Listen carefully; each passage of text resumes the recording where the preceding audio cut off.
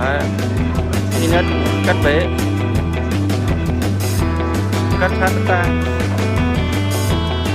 cầm tay.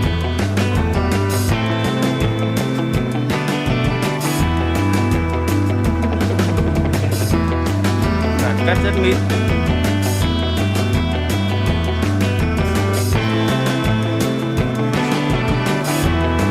Cắt đề can.